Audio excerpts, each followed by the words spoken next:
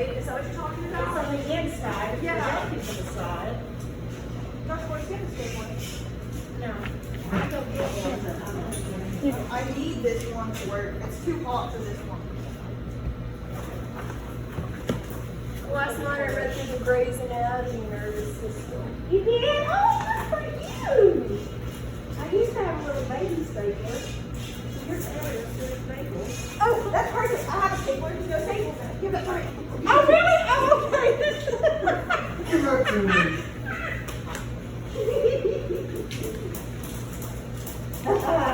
Yeah, baby. Nothing is cold. These are pretty perfect. She's wanting over a friend here. I think I'll get one. Now, They really knew all these pins. I just need to staple my hat. Okay. All right. We're supposed to be going to spinal cord. But she's regenerative, so don't So I guess, yeah, this is a starting point. Okay. Are you in the same Where have you been? Where have you been? That's right.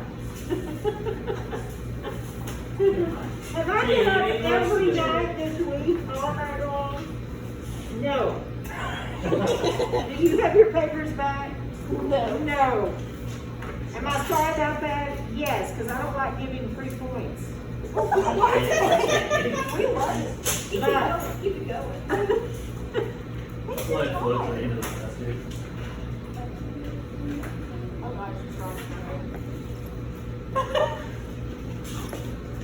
this is what we do in this class. I can't Draw on my wedding routine. Well, you see what I draw. It is a. That's what I got shape. Oh. That's a general shape. Can I draw my?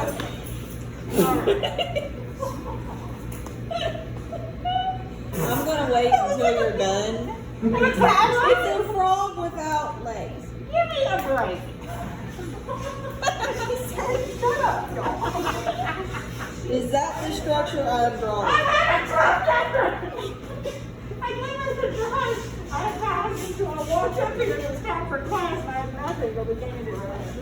I went to my office afterwards and it began again. And I just walked up here. Now mine looks worse than yours. It looks like a butt. So it's okay. It looks like a butt. No, mine looks like a butt. Yours looked a lot better. Mine's not rounded on. Let's try it a little bit. Starting out. Okay, I was going to do it from this side. I'm going to do it again. My video so Yeah, you're gonna good. It's gotta take a picture. No, that's still too big. What are you trying to draw? Okay, I'm just gonna wait until you're done and then Well, that's the shape. I'm just trying to make it look better. I'm not doing a good job. I'll look like a butt. I really do this. What? Okay, a little bit. Okay. The same thing, slightly.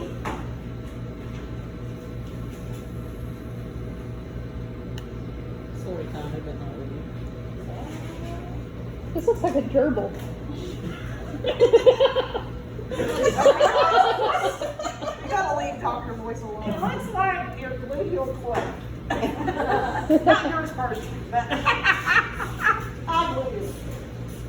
Anyway, the reason that I pushed this out is because I just think it's funny. Okay, so here's Insula, and this is from Health Day News, March 9, 2015. So I've had students come into my class not knowing that there's a fifth lobe to the brain. That's shocking to them. So I wanted to show you that even the general public was talking about the insula back in 2015. Okay? And then if you'll turn the page, then here is a little bit more technical information about the insula. And it kind of gives you a region, but that's a pathetic picture. I'm going to pick that one, but nonetheless, I didn't know. But this gives you a little bit more information about it. I saw that when I was the insula. Yeah, the insula. Yeah. So that's kind of where to take it. So we know that this is what lobe? Frontal. Thank you. What lobe? Parietal. What lobe? Occipital. What lobe? Temporal. We know that, right? We've learned that many times. Okay. And then if you project down in here, this is called the what? What is this thing right here around the temporal lobe called? So let's get some pictures.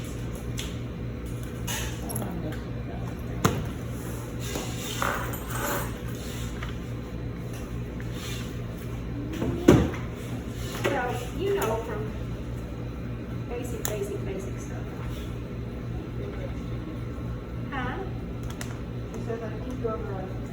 No, I don't. It's the lateral sulcus. Yes, also called the sulcus of Sylvian. So Sylvian sulcus, that's right. So turn to page 364 in your textbook.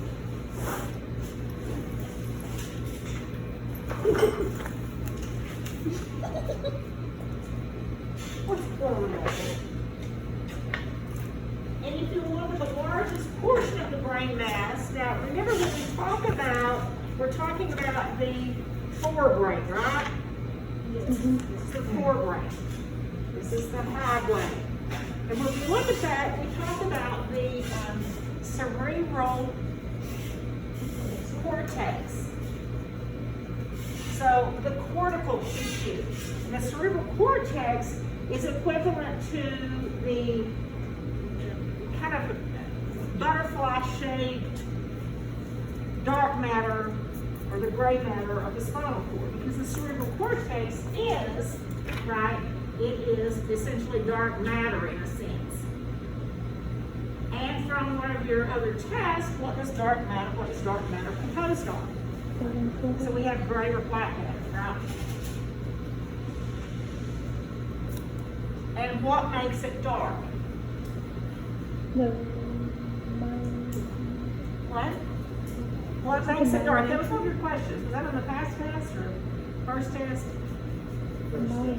First test, okay. Then you should know. I have 3 answers. I got 3 potential. No. Unmyelinated. You're the same as the opposite. Yeah. Put the book, not the atlas. Unmyelinated processes. And what are the processes of neurons called? Axons or dendrites, that's right.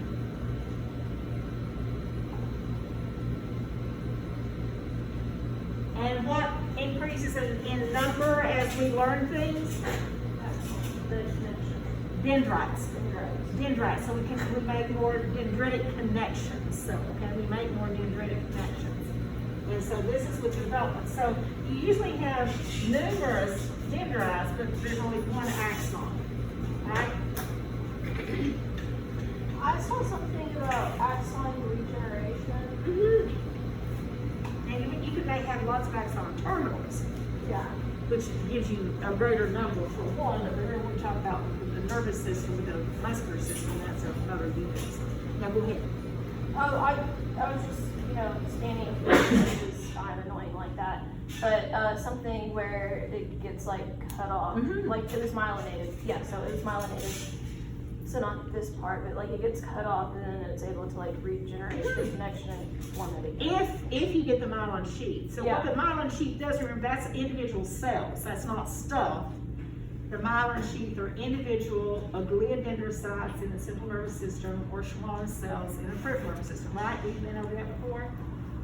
This is familiar, right? Okay. And so when you cut anything that's not connected to the perikaryon or cell body of the neuron, the part that's around the nucleus, we die. Because that's where it gets its oomph from, correct? That's where the information is coming in, that's where the nutrients, etc.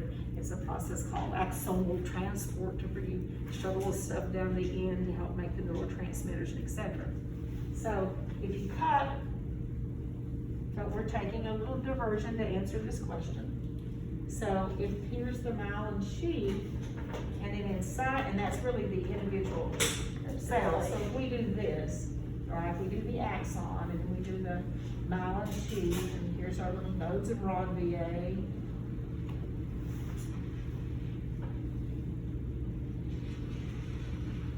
That's French, so it's around there. So then this is the axon. And if we're in the peripheral nervous system, then these are Schwann cells.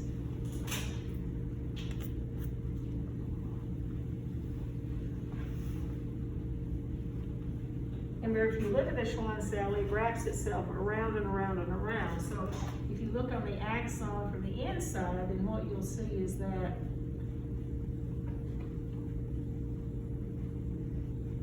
so if we look down this end, right, there's your little eyeball. Right. This is an eyeball. And we're looking, and that's our eyelashes, right? Yeah. And we look down that end, this is what we see, right? We see here's the axon, and then all of this stuff, and then somewhere along the way you'll find the nucleus. And then this is the multiple wrappings.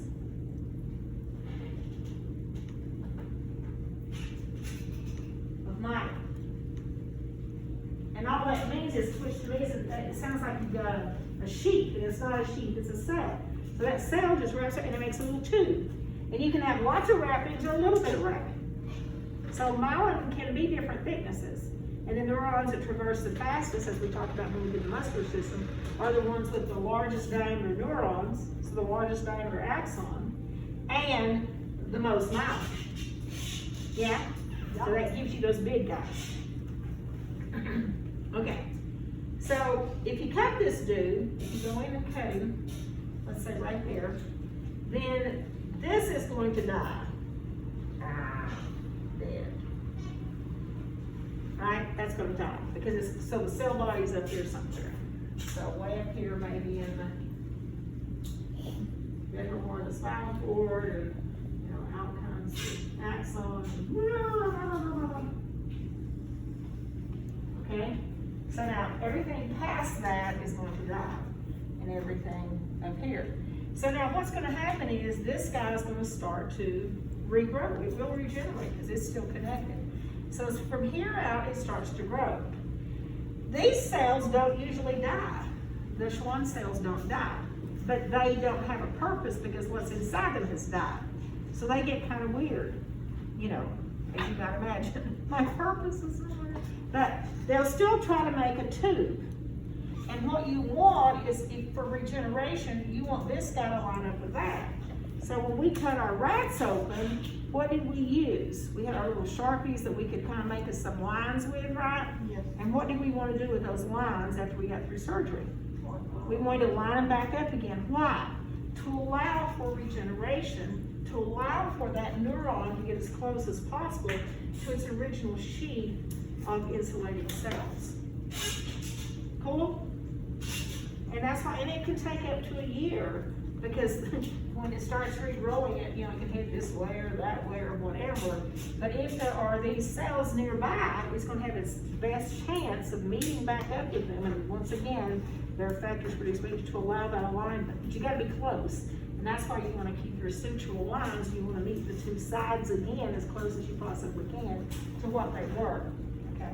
Now, most of the time, this just happens in the peripheral nervous system. It's attempted in the central nervous system, but there's a real problem. There's no myelin. No, there is. That's in the white matter. Yeah. Okay. But what happens is that there's a little glial cell. Remember the two types of cells in the nervous system we learned about Unit 1 were neurons and neuroglia. And most people just drop the neuro part and just go glia, right? But neuroglia means nerve glue. It's the derivation. So those are the supporting cells. And there's a special type of supporting cell called microglia. Or microglial cell or just microglia. So that's another type of glial cell.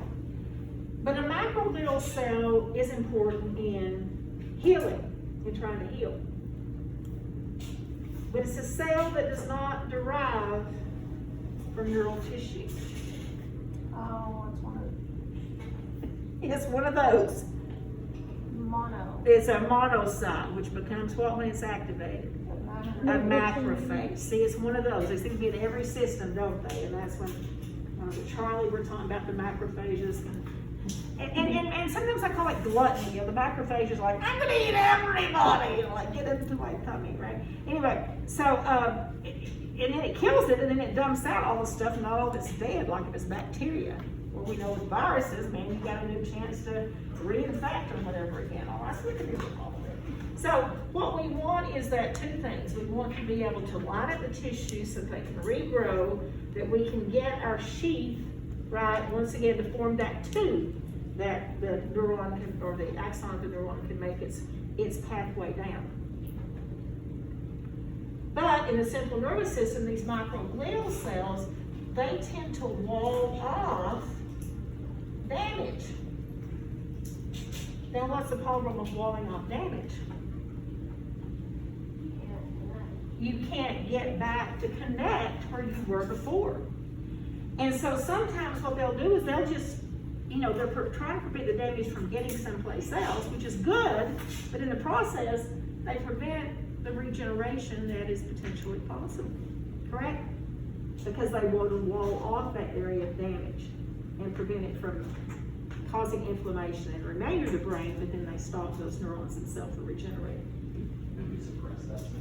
So that's one of the things that they're trying to do. They're trying to, just like with our macrophages, right? Sometimes they're really good and sometimes they can end up being bad. And so that's the compromise that you get.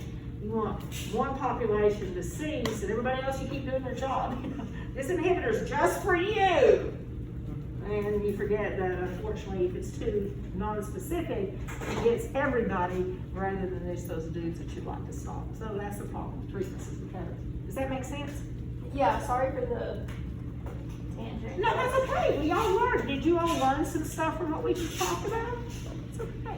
I was just wondering because No, I like it. They're good questions. No, they're good questions. Okay, always good questions.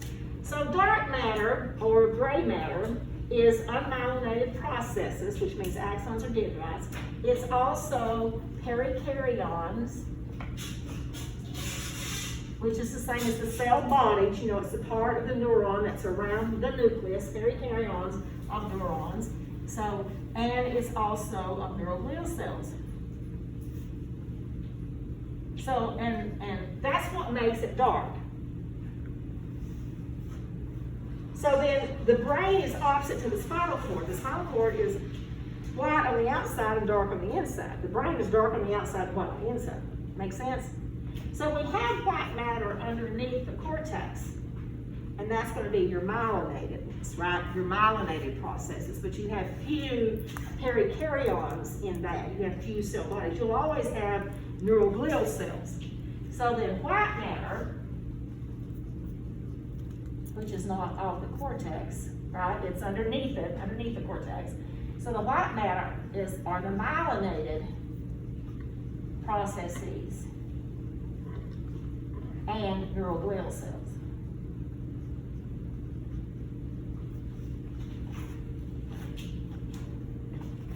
Make sense?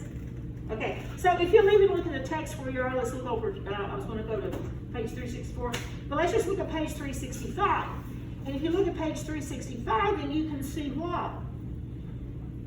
You can see the grays on the outside, which is depicted as a darker brown, and then the light beige is on the inside, correct?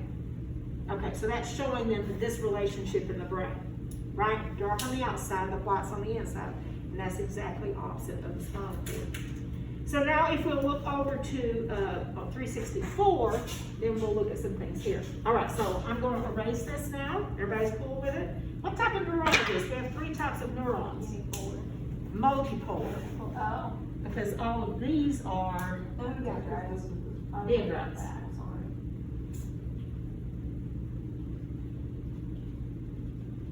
Right. So So this is a multipolar. Where do we have, now this is unit 1, where do we find unipolars? Remember, a unipolar, it starts out like this, but then this part fuses, so you end up with, like, here's the perikaryon. This is like the dendrite, this is the axon, but these two things fuse together so it makes one, right? You can totally bypass the cell body. So the reflexes. Huh? Is some of them? Yeah, but that's in dorsal root ganglia. Yeah? Yes. And then bipolar, where do we have those? Just one coming in, one going out. So unipolar, multipolar.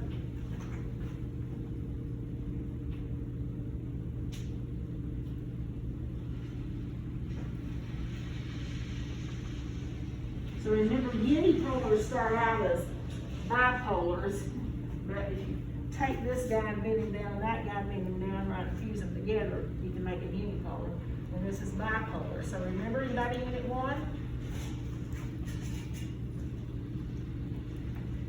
Well, unipolars are like in a dorsal root ganglia, right? Now, bipolar is specific sets of places. Did you say something? I mean, I know you said something, but I didn't hear it. You said dorsal, so I said ventral. Oh. All right, bipolars are found in your sense organs. So, your eyes, Skin. well, yeah, well, mostly your special senses. But Okay. yes, some in the skin, there are a few. So mostly this is your special senses, like the retina, like the olfactory. Remember they head up through the, yeah? Little hairs hanging out here, sniffing chemoreceptors, right? Gets excited, woo! That's the cell body, and up through the cribriform plate of the ethmoid to the lobe. The lobe. Yeah, the olfactory bulb, it's called. The little bulb hanging up there, right? In your ear, organocorti. Taste buds, the special senses. These are the bipolars. Okay. Cool? All right. Now, we're going to go back to brain movies. It's all good stuff, we're not. And I like questions being answered when you ask them because you don't have to sit there and deal with that while you're trying to put other stuff in. Because I was the kid who raised my hand and asked your questions. Oh my gosh. Did your pants red? Yes. Dude, scrubs are awful about that. Do I have my drawers showing? No. It like ripped the outside skin. Well, okay then. I don't need one. I do. I want one. Because about needs, I want one. So then if we shadow a little guy, right? If we shadow the guy, so what do we call this again? This depression right here? The lateral something. Fissure. Okay? We can do it as a fissure. I don't know. Sulcus. This is the central sulcus. Oh darn, I was gonna ask you that.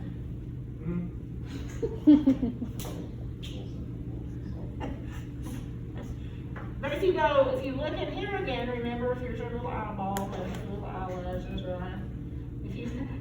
If you look right there, down between the two hemispheres, what's that big depression called? The longitudinal fissure.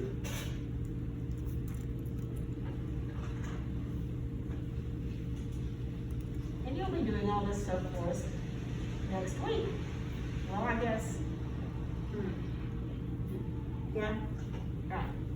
Okay, so longitude, so the central sulcus separates frontal from parietal lobes. The lateral fissure or the Sylvian fissure separates what? The temporal from, Frontal and parietal. well, it actually does like civil tooth in the back.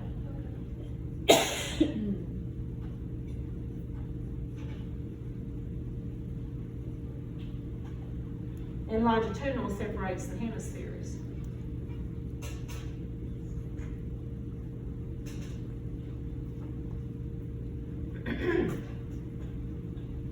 So if you kind of dive into Sylvian's fissure, How do you spell Sylvians? Is it the S? S-Y-L-V, V-I-A-N, apostrophe Sylvian's fissure. It should be on your packet. I know someone named Sylvia, so I figured it was the. Oh, Sylvian. I'll have to tell her there's a spot in the brain almost named after her. Probably the derivation of Sylvia.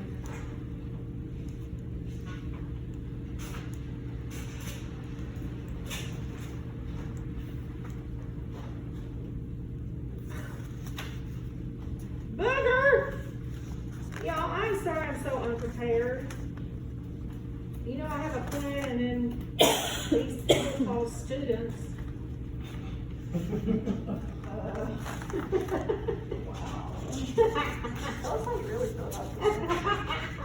Just kind of get in my way. Don't say no, I'm tired. I'm sorry, I'm going to take this away. Here it is. I picked my book, rub with this stuff so I can find it easily. Okay, so let's go to brain. Okay, so now if we project right back in here, all right, we project in there, then that is the insula. And insula's like insulated little island, right? It's not like an island, but it's similar.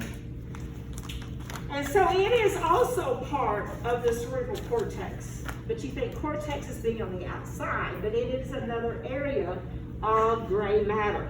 Does that make sense? With white on the inside, of course. But those are the lobes then. So the lobes of the brain. Now, how many lobes of the brain are there? 5. There are 5. How many lobes of the brain? 5. Can you name them for me?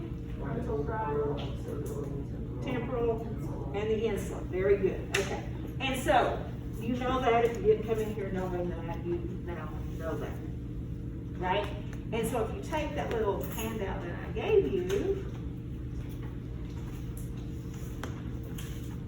and if you look at the insula, so let's see, it's called the insula, the insulary lobe, right from the lobe, or the insulary cortex. Yeah? No. Okay. You'd be smashing. Well, you can smash half of the brain, not smash it, but cut it. Well, this is the last semester we're using it, but otherwise I wouldn't. But yeah, we can do that. You can go in there and feel him out. That'd be kind of cool. But he's also a functional area. Does that make sense? So he's got lots of connections as well. Okay. So.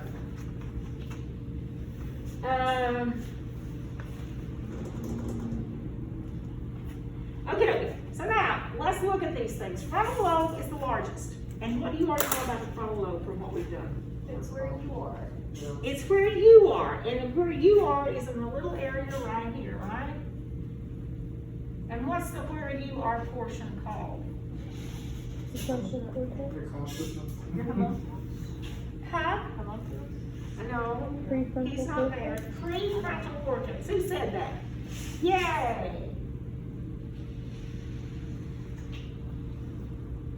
So you are in the prefrontal cortex. So when they used to do what? Lobotomies, lobotomy, cutting off what? The cutting of a lobe. They literally, they made lots of little holes. That was later. And they can go through the back of the eye. Yes, they can. They started out doing little holes, and then they developed the Then they developed the thing that goes above the eyeball. Because remember that how thin this section is right here? Remember the Blamia papracea? The line that's thin sheet papracea is like paper that you can crack through the eyeball and go in and trounce it. And then they go like this. Yeah, it's it's kind of like that saw, right? It vibrates, but destroy the tissue. But by just cutting it, there was sometimes some function left, right?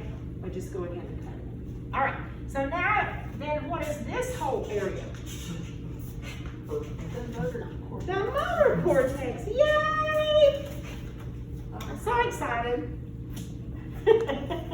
Right, and so what do we know about the motor cortex? I'm not sure how much I did on your sheet. Let's see how I did.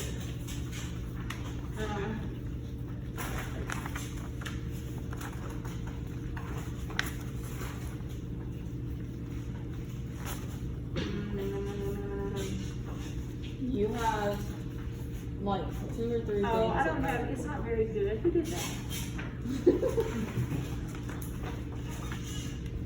Huh, I think it's better on the other sheet. Where is it? It's on page 6. Yeah, page 6 of the brain handout. You have volitional precisely.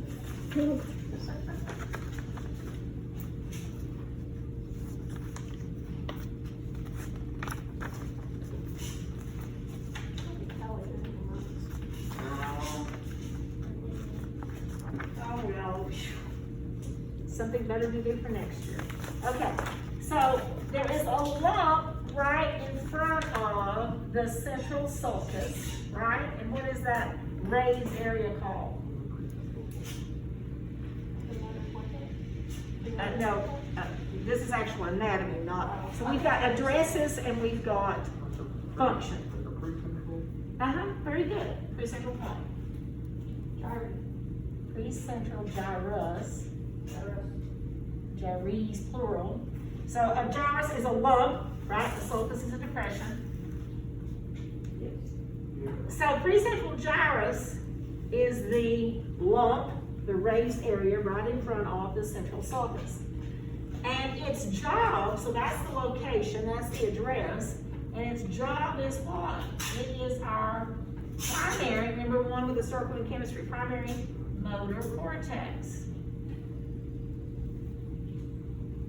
And it, we have found by mapping, you can map out what? A little man. And he, of course, is a motor homunculus. I have a question, it might seem stupid, No questions are stupid that are asked. but on the brain, the On real the- brain, Yes. that's not gonna look like a raised. Huh? It's not, it's just gonna be like, It is a lump, but it's not straight across like that. It's like, but it's, most people try to put it more forward than it's supposed to be, because it's way back here. This is the biggest, frontal lobe's the biggest one, right? And so it'll look like that, but you can follow one sulcus all the way down usually. Okay, that was my question. So find the one that you can follow all the way to the lateral sulcus, or fissure, or lateral fissure sulcus. Find the one that you can follow all the way to here, and that will be it. Okay, I was The rest of them kind of wander off here and yon, right? But that one goes down it. So, I make it look like it's this perfect little line. It's not. And usually they depict it on the brain like a perfect little thing, but it's not. It would like a very slightly.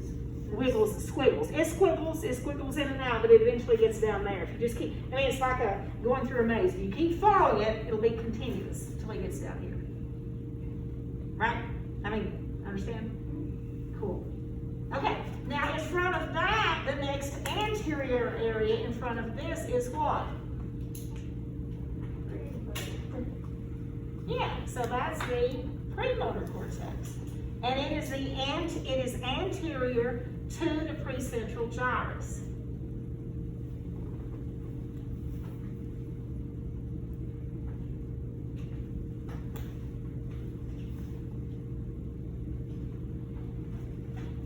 And that is the premotor cortex. And what does it do? Well, it's for sequential movements, movement patterns,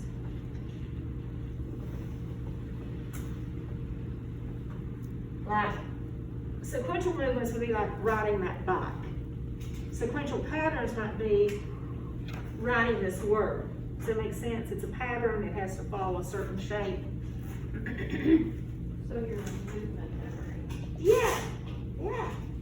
So it used to be called motor association area because, and that's me like when I was saying that ice skating is kind of like snow skiing, and I had a person in the PE department literally hop down my throat when I said that, and I said, no, I mean, you lean different directions. You lean, you know, forward, if you lean back in your boots, of course, you know. But when you ski, you know, there's a difference. You're on the back, and in the snow, you're on the front. And so that's, yes, that's different, but the turning and everything else and using your body is very similar. So you can translate that skill from one to the other once you learn not to lean forward and fall on the tips of your water skis, right? And lean backward and get your skis up in the air. So either way, but there are similarities. That's how you can take one skill and do another. In my Kines class, and I think we did it we do it in my name where I tried to have you write your name with your pencil? And I mean, we were write your name with your pencil. With your left Write hand or your opposite name with a hand. pencil with your toes. Ooh, I want to try that. We did not do that. We didn't do that in Mammalia. I've done it somewhere. Well, we do it in Kines, but I want to do that. I thought I put it in Mammalia this year. I didn't. When I get back to my dorm tonight, I'm texting you a picture of me trying to write my name with my But toes. now remember, some of you said to me, which I think is beautiful, you said you didn't realize there are that many muscles in the hands and the feet. But a woman who was born without hands, who does everything with her feet, and I saw a program on TV with her on it, and I told you about 1 year I had a student in one of these two classes, who actually, that woman had come to their high school as a motivational speaker. But there was a whole film of her I watched. It was really cool. Like, her little girl was sitting on the bed, and she had a comb, and she was combing her hair. So she combed her hair from her foot, had it up there. She combed her kid's hair. She took her 2 feet and braided that child's hair. That's awesome. She wrote her checks with her toes. She always had slip-on shoes. She went in the grocery store. She reached up, got oranges. She had to be really Apples. flexible then too. Well, it's because what? She didn't have a She choice. used it, yeah. So it's not that she was born with a different set of muscles because she didn't have hands, right? She wasn't. Her feet weren't different. She just did what? She used them. My mom showed me pictures when I was younger of an artist who painted with her feet. Mm-hmm. Or toes, I guess. And part of it is just, once again, using what you have that's there. And we cripple our feet by putting them in what? Shoes. So you go home, take them out. Those are braces. They're really braces. I had a person recently, and I just had to say, they're like, I know who the person was, my daughter. I'm like, who was that person? Because my little granddaughter on Monday will be 1 year old. And she stands, and she's taken as many as 4 steps, but she hasn't done her 10 into free space.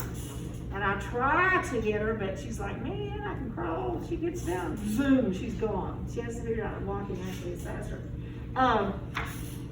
But she was somewhere, and the person was like, I don't know how to fix that. All you gotta do is get them some walker shoes. And she's like, Mom, it's really dramatic. And it was like, because they're little braces. Little kids' feet are like little sausages. They're still rounded. And so if you try to stand on a sausage, it won't. But you're building up all your proprioceptors and all your muscles to get that balance. But if you put them in walkers, they're hard leather shoes that come up above their ankles, right? They've got those little white shoes you always see kids in, the little white ones that come up above their ankles. Those are called walkers because they stabilize that little foot and they make it have a flat bottom. So guess what happens when you put them in it? Flat feet. Well, but they can walk sooner. Yeah, well, I got them the right shoes. Let them develop. Don't let them, you know what I mean? So you put them in a splint sooner so they'll walk sooner because you're going to get some extra points as a parent. I don't know who keeps scared. But no, sorry. You don't have to do that. What am I doing here? Okay, so the next place, it doesn't really come, so this line's not, it will come more like this, I guess. So the last place is a place that's kind of like this. And that's not a something, that's part of this one. But this is called what? What's the third part of the motor cortex called? Supplemental motor cortex.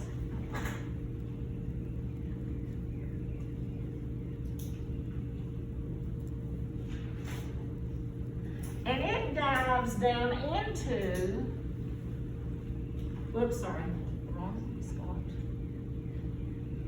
It dives down into the longitudinal fissure.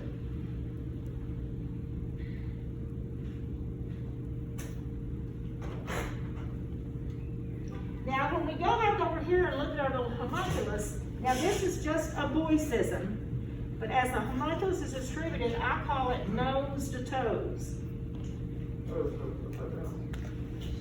Well, nose. If you dive down into the sulcus, toes is down in there, right? So it's head to whatever. But remember, if you convert that into a little person, the size of the homunculus is based on what? The size of the homunculus is eyes, hands, feet. It's based on how many watts? There's a fiber ratio. Which is a term for the size of a motor unit. Very good. Motor unit. So the area depends upon the number of motor units, not size, but number. That's like osmotic pressure, right? So why do they have great big eyes? Lots of motor units, because for us to read a line of script on a page and move our eyes slowly across that page, that's really great. So our nerve fiber ratio is like 1 to 1, right? And you're fine with precise motor skills with your hands. That's why their hands are big. Their feet aren't as big, but they're pretty good size, right? The foot's about the same size as I think the whole leg and the even part of the thigh. Butt's a little bitty thing, because remember, gross movement with the gluteus muscle, the gluteal muscles, right? Huge, 1 to 2,500 motor unit size. So it's the number of motor units. So the more motor units you have, in the small motor units, right, you've got fine control. The little homunculus, that body part will be big. So you have 2 motor homunculi, one in your right hemisphere and one in your left hemisphere. Okay, so now, just behind the central sulcus is another guy, post-central gyrus, and that's in the frontal lobe.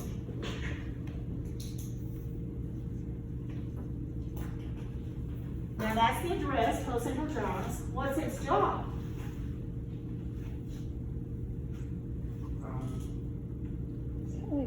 Fine tuning. Sensory. It is your primary sensory cortex.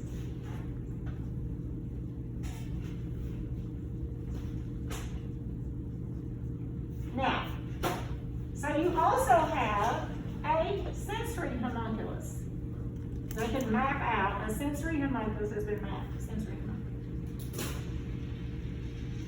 I mean, you don't really have this little man in your brain, but if you took the area, you could make a person, right? Where do you feel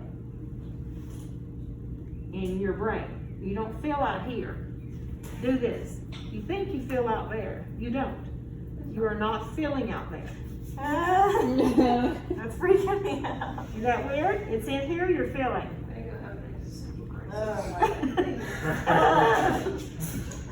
So you've heard of phantom limb, right? Yeah. How can people feel a leg or toes that were removed 50 years ago? Because they didn't go in and excise that part of the sensory cortex when the leg was removed. So if there's any peripheral nerves, depending on what your stump has happened to those nerves at your stump, if you stimulate certain areas of that stump, you potentially could feel every toe, your ankle, the lower part of your leg, everything. Yeah, Because I have that. you do? Yes. Cool! Not most, but why? Well, you should, because you don't go in and amputate the area of the brain just because that area of the body's been removed. Sometimes I'll feel like the foot that's not their itch. It's I'm just, like, oh my yeah. God. And so what must you do? What you must do is rub the That's what I end of do. the stump. Yeah, that's the only Because thing. that little nerve that's sitting down there that was cut in two, he's got a little naked end. And when you stimulate him, he says, I'm the tip of your digitus minimus, right? Up here in your brain, you're like, digitus minimus is in a crap. Rub him. That's what I used to do for my grandmother when she had hers. I would just rub her stump. She'd say, oh, honey, Granny's leg and Granny's foot is just itching, and I go there and I go, let me see if I can get the right spot. And I rub. Okay, you got it. Okay, that's good. So, yeah. you don't remove the brain. Right? I mean, you've got to think about that. It's still there. Right? So why do we think it's out here? What's the term for that? How do we get it? If it's really up here and we feel it out here, we think we feel it out here. It's called projection. Mom, you ever play this game with your nose, ears, and you don't just point to them, you do what? You touch them. Nose, ears, mouth, eyes. Don't poke the eye, because little kids want to poke in the eye too when you do eye, right? Yeah? And that's how you associate what's there. Okay. All right. So that is your primary sensory cortex. So you have your little sensory homunculus. Now, if you drew out the little man, and same thing, it's nose to toes, down in the hole, right? If you did the same thing, what determines the size of the sensory homunculus? The what? Yeah, but what would that be then? Sensory unit. What are sensory unit? Number of nerves. What are those sensory things called? Well, they're called receptors. They're called receptors. So it's receptor density.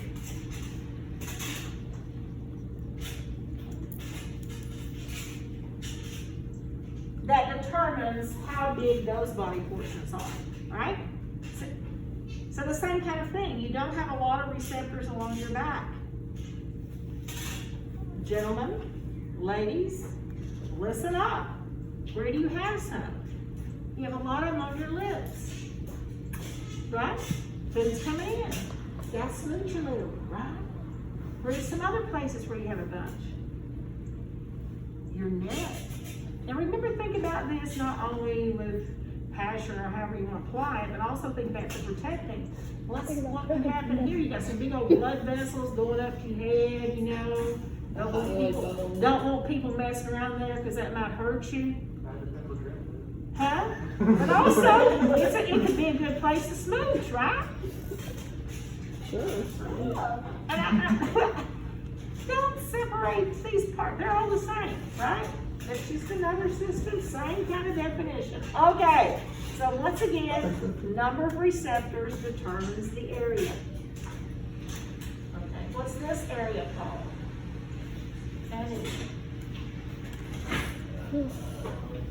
Well, it's called a sensory association area.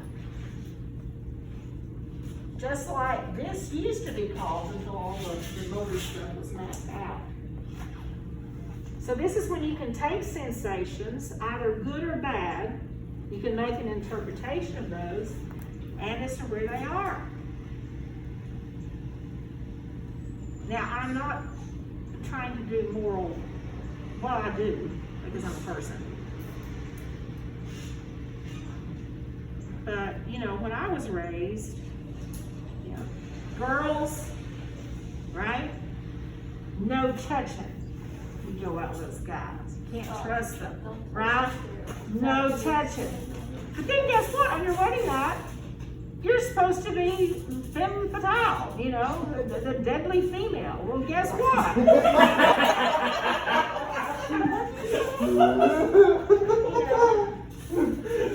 Practice makes perfect. Well, You're not supposed to practice. Exactly. Yeah. Exactly. It's like, and so it all depends on you. Well, I don't trust you.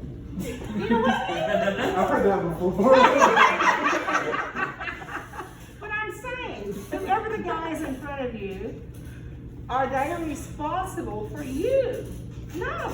Do you guys feel any pressure that you're supposed to perform? Yes. Okay? Yes. That's goofball stuff. You know, the best thing is to take two people who haven't done squat and say, hey, let's figure this out. You know? And then that's fun because you're like, well, that, you know, or like the first time that you have intercourse and it lasts 23 seconds. You're like, I have waited, you know, 23 years for 23 seconds. Okay, now great. Okay.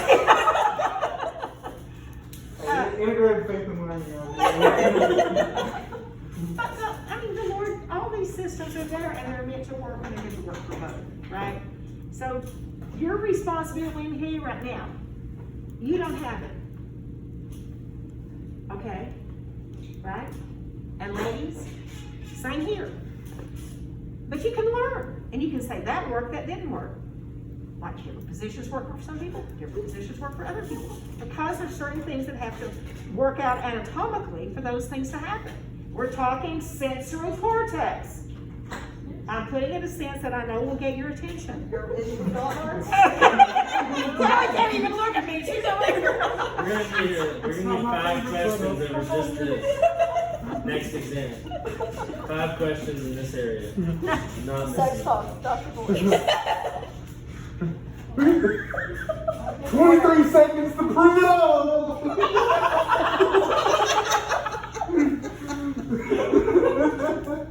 You want the 3 C's are? Do I want 3 C's of what?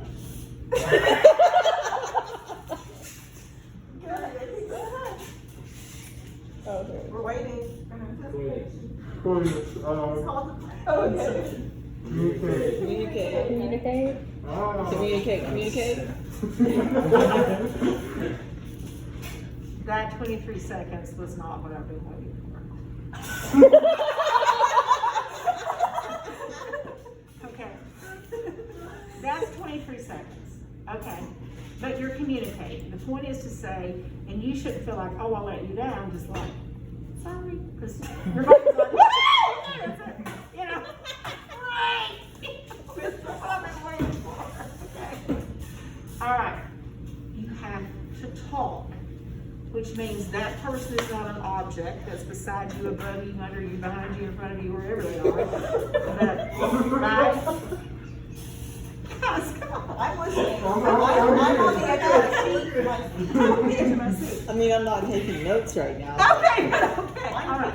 I am all ears. And she just Now he's engaged. Now we can't make eye contact. she's running. Now we can't make eye contact. No, She's making drama. Communicate. Now, the next one is Concentrate. Listen up. So I've got practice about 45 minutes. What are we gonna have for lunch? Be in that moment. That's right, concentrate. Right. Concentrate on not Would making you it. hurry up and get through because I've got to go with the kids. That's not concentrate. Okay. Okay. Now, can y'all guess what number 3 is? Huh? Oh,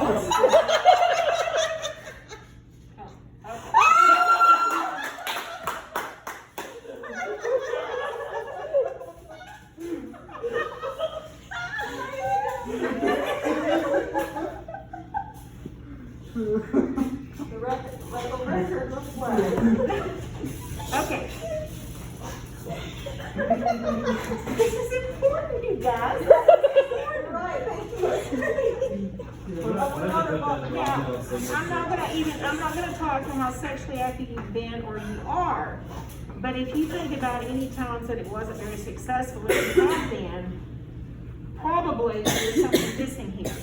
And something I also learned is that, guys, it's gonna happen.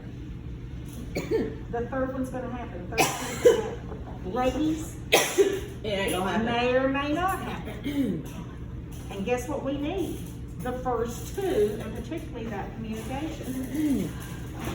And if you feel, I don't want to make you feel bad, well, I can't tell him that 3 seconds was terrible.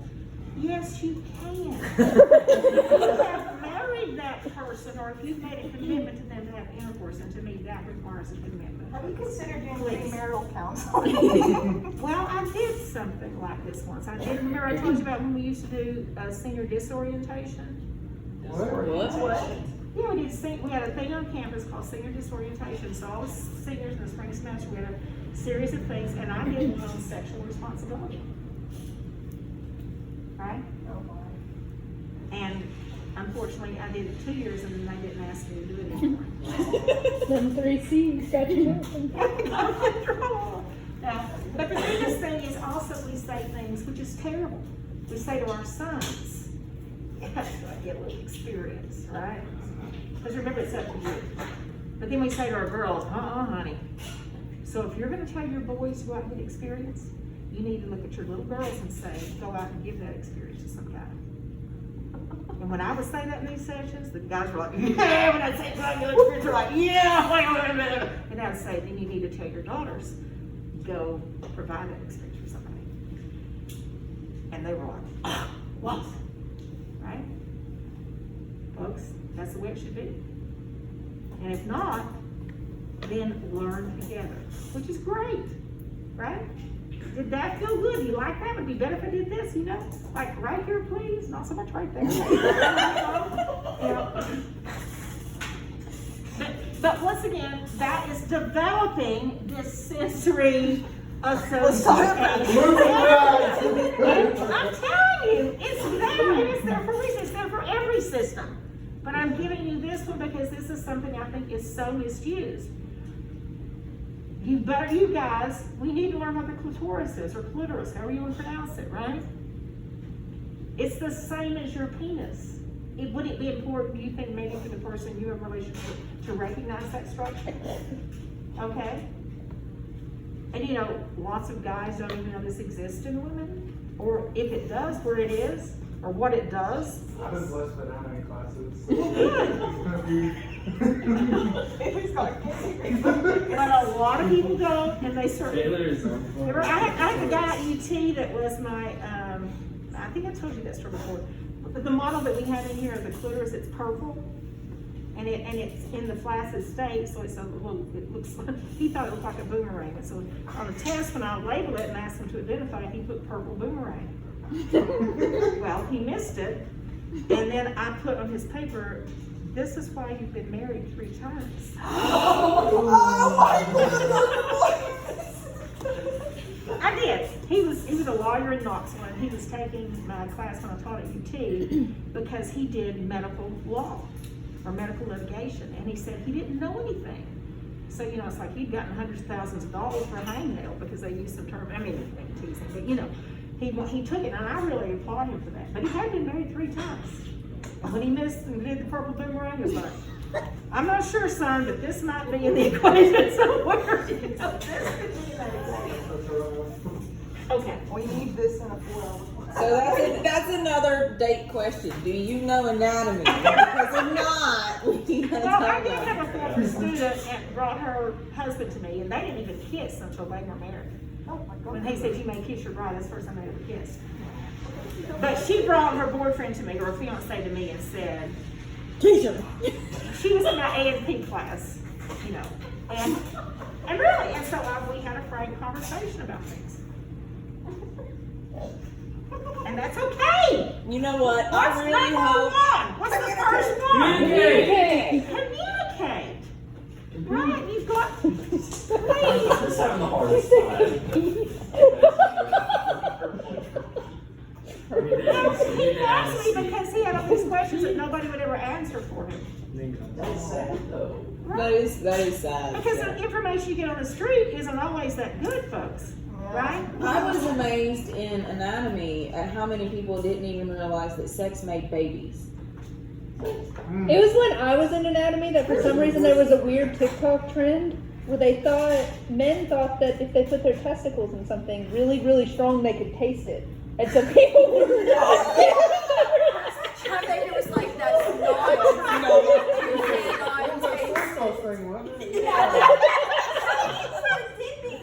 People were posting videos And soy sauce and see if you or lemon juice. Some people did barbecue sauce or lemon juice. Well, now that may be in the communication. Some of them said they did, but I didn't think it made sense. I don't think that's a People were thing. saying, well, soy sauce or just like stuff like that, they could taste it. Because apparently there's like receptors, like. But they're not. Yeah. They're not chemoreceptors. Anyway. I would say most likely, remember, what is taste Smell. is smell. Oh, yeah. And what can you do for most of that stuff? You smell it. Or if you can't smell it, then nothing tastes like anything. Right, but still, that's what I'm saying. Remember we only have 6 tastes. That's sensory. Only 6 tastes. What are they? Sweet, salty, sour, umami. Umami. Sweet, sour, salty. Sweet, umami, sour, and, salty. Spicy? Water. Water. I always Yeah. forget about water. Really? I didn't know that. It is unique, yeah. It's savory. So everything else is what? Smell. And the new So one- that's why I So can that's why taste when salt. they say you Salty lose your smell. taste and smell, that is not true for COVID. What do you lose? Your smell. Your smell. So that's why the only thing I ate was salty crab the entire Because you time I can had taste salty COVID. and sweet, yes. Mm-hmm. Yeah. Isn't umami due to like tryptophan or something? Yeah, it's savory. It's like fatty protein. It's like fats and proteins. All right. How many hours have we been used up? Okay, nonetheless. Okay. Okay. We got a little bit more of this. That's not what you did the last unit of the class, too. Oh, the reproductive unit's just gonna be fun with you, isn't it? I don't know. We'll see. She plays I'm sure we're having fun. I wouldn't I think make everybody sure else is you like, know. "Brr." Okay, so now what's back here? Eyesight. Yeah, it's called the primary visual cortex. And what's here? Visual association area. But one of the coolest things I read recently, there was a phenomenal musician, and he was blind from birth. Yes, not the guy on Got Talent, but No, you talking like the classic. yes, classical. But anyways, when he plays the piano, guess now you would think temporal lobe, because that's where we got hearing and taste. Okay, over here. Guess where it not Charles? It's a young guy. It's a young guy. But guess what lit up? I'm in Pro Tools. So he has been blind. He's never used this. But when they did a scan of him, right? This area with his music, him hearing music, him playing music, that's what lit up. So that's called the plasticity of the brain.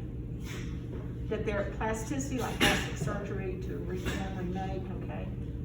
So plasticity means other places can take on functions that we primarily associate with something else. But that's where they saw lots of neural activity. And that's the coolest thing ever. Visual association area. I just Okay. abbreviated association.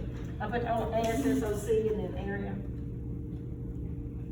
And of course, this is the temporal lobe, and what do we find here? What are our functions associated with temporal lobe? Hearing. And then in these areas of overlap, like up here for hearing, or also we have the sensory association area where we have here some of our taste, right? And it's just like here with hearing and with speech, we find a functional area right there called what? And if you look in your textbook, you see motor area for speech. Well, what they don't have that area exactly right, because it's the area that's down here.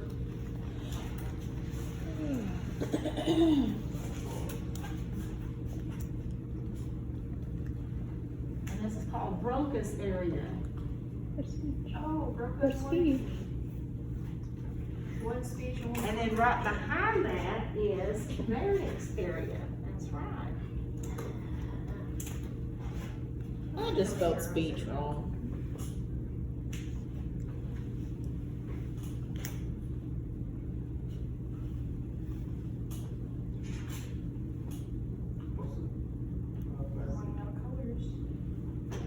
Okay.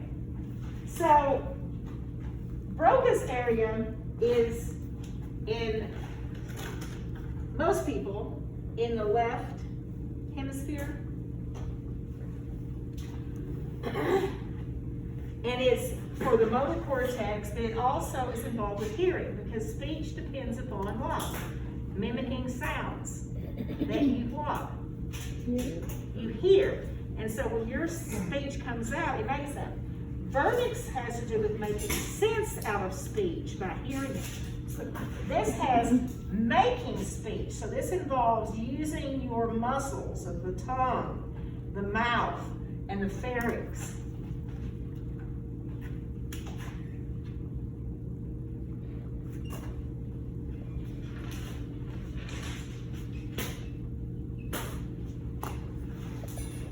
So those muscles that we looked at before, I hope that's something important. Yeah, I'm trying to get extra credit for my theater or my film class. That's what I'm checking. You have to be in like a meeting at like 3. So I was going to put it up. Oh, okay. Well, the man give us credit. Yeah, That's what I'm I'm saying. taking some Santa, extra, are you filming it? I'm taking some extra credit. Watch for this film. one. No. Okay. And vernix area has to do with, how do you say that? It's a W, but it's pronounced as a V. It's German. Jeremy. But it's vernix. I always heard it as like Wernicke. That's all I've It's vernix. My neuropsychology professor for my entire life is a lie. Oh, this is pretty. That's one thing to call it. Oh, no, that. It is okay. Sometimes people who have this problem, you usually learn about it in psychology, Yeah, that's probably my right? psychology. And they do something called word salad. I learned it from MCAT prep. You learned it from what? MCAT MCAT prep. So as you can see, these are closely related to one another. You have to be able to use the muscles and see this is the nose. What I'm saying is that gives you an idea of the top of the body to the bottom of the body inside the thing. So this is, when I say that, that's not with enough, but it's there with the face, etc. Okay, so here you're using the muscles as associated with the tongue, the mouth, and the pharynx to make the words. You use the muscles to send out information, you know, down the spinal cord or using cranial nerves to be able to speak. But this one allows you to make sense out of speech. Now, I'm going to give you an example from, yes, it's about me. It was right, I do talk about myself. I do give you examples from my experience. Right?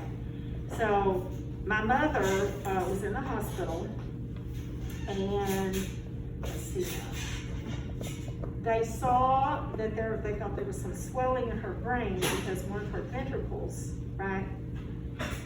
No, they thought she had some swelling in her brain. So she was being sent to Knoxville for a neural scan. Now, I talked to Mommy the night before. My sister was there from Georgia. Other people there, they were playing like Scrabble or something. Something that requires an intellectual involvement, okay? So my mother and they're all doing this.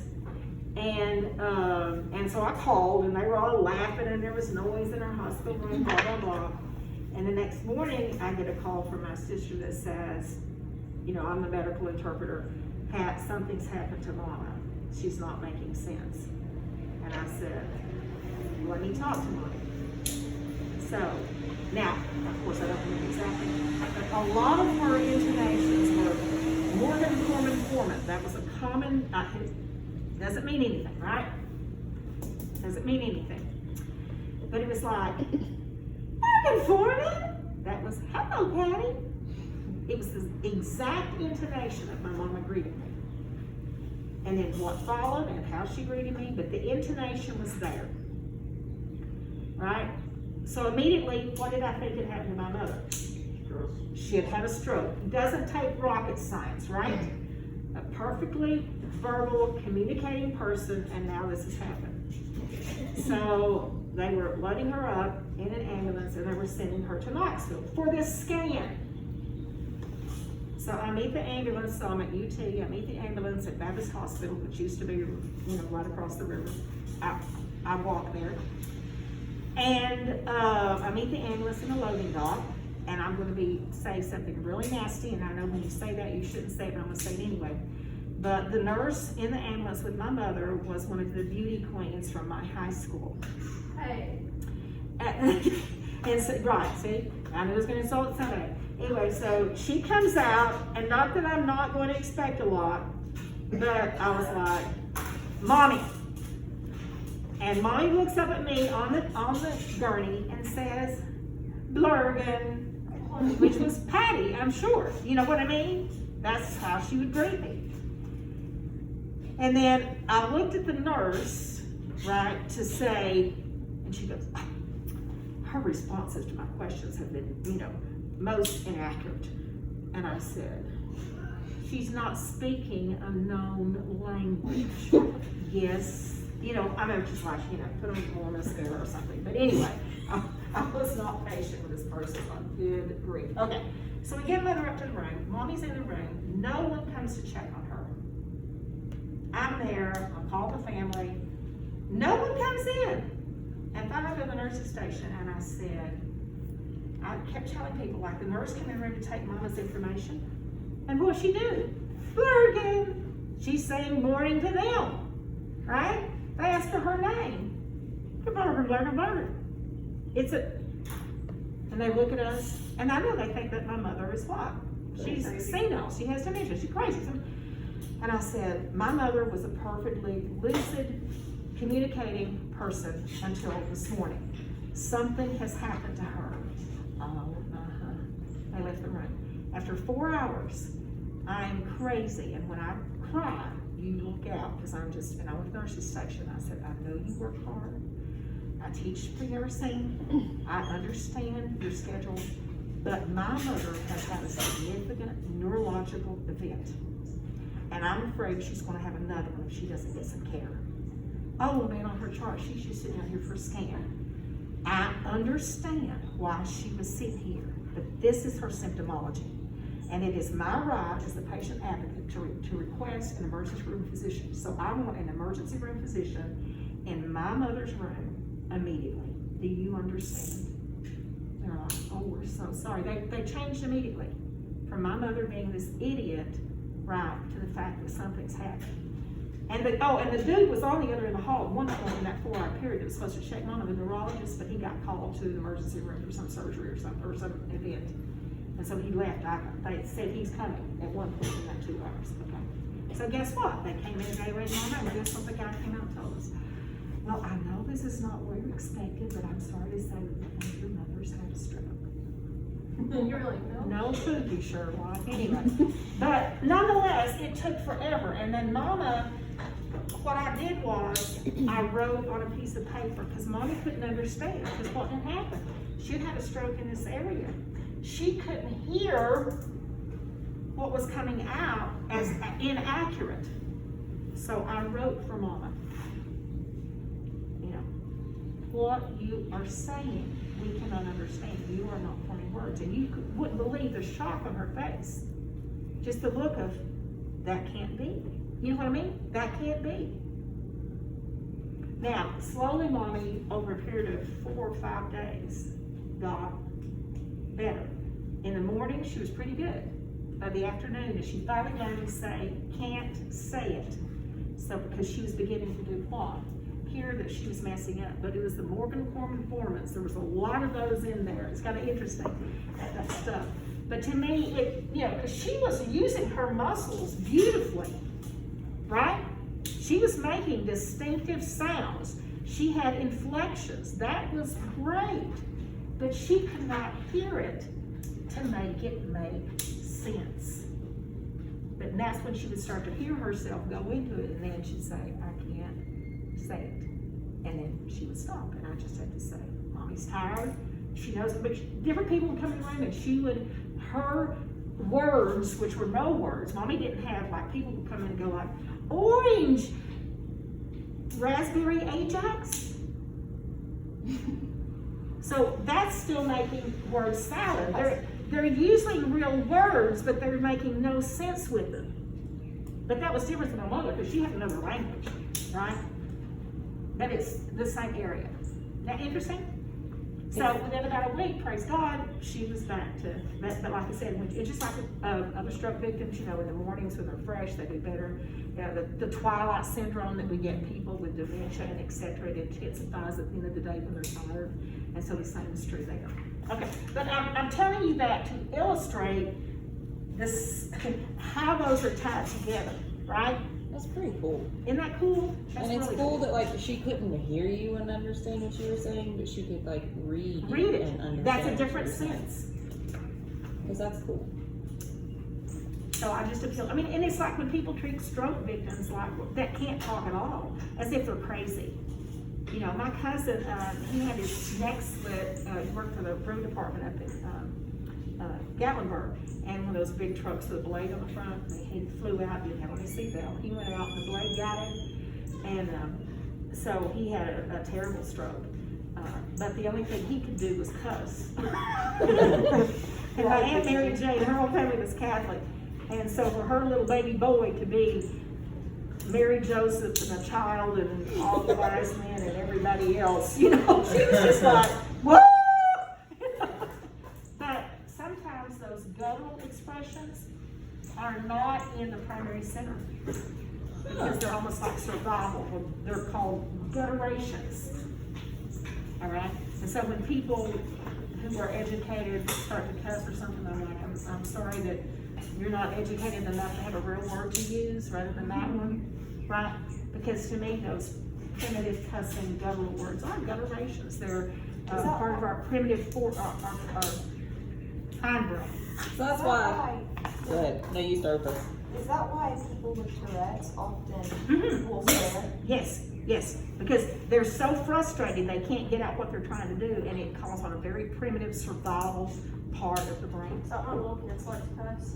That's why what? Is that why little kids like to cuss? No, they like to do Oh, that they because like they it know as they're a not shock supposed to. effect. You know, kids want to get the adults' attention. My cousin used to run around at Thanksgiving yelling, my name is Knox Leonidas Ray fucking Burden. And we were like, stop it. Oh, didn't they? He got No. Oh. But as soon as you have a little kid say something like that, man, does it get adults' attention. And they want to get your attention. So what a better way to do that? Negative or positive? Or he would say, Forehand shit. across. And then he'd just laugh and he'd be like, They're gonna get some real attention. Yeah, no, I'd be like, listen. Walk us out of here. You're Okay. gonna go talk to them. If my mama ever said that to me as a kid, I knew I was screwed. You ever said what? We're gonna We're go talk gonna about talk in the bathroom. Oh, Get out of the way. yeah, Be like, yeah. I didn't know. Sorry. my mom made us brush our teeth with dish soap. Ooh. I can't do My mom has. I'd rather get my butt busted. Because we were potty mouths and you have to clean We'll it. walk upside the ear. There are other body parts as well. We had a wooden spoon or the rubber spatula hurt the worst. See, I believe if you're gonna hit your kid, use your hand. I don't know. Well, and I don't like hitting in the head. Yeah, you know. My husband's daddy did something really ripped him in the head. Oh my God.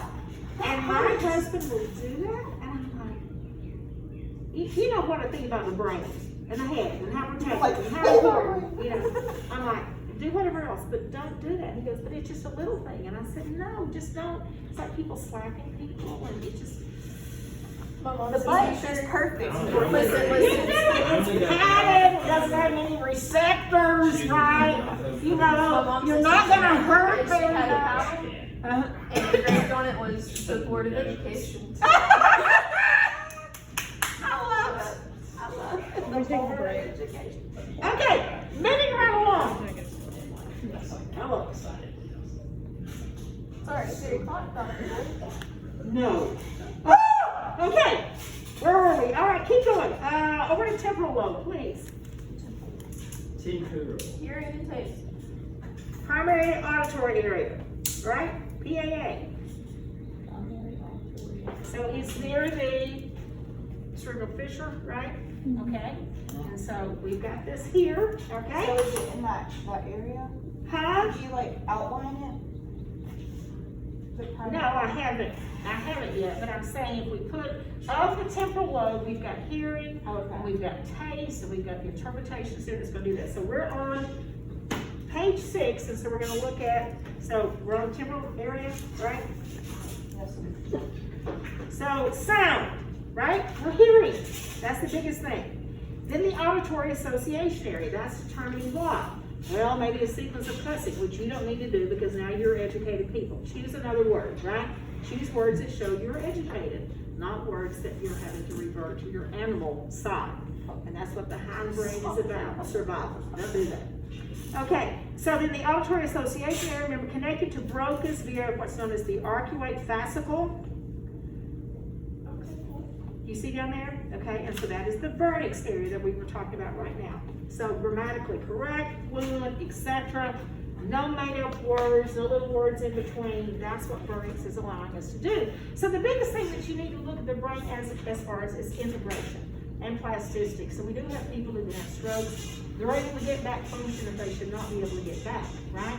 Most people of the population have Broca's area of the left hemisphere. We have had people who've had damage and they've been able to speak, which means what? Well, they used it on the right side. It was there on the right side all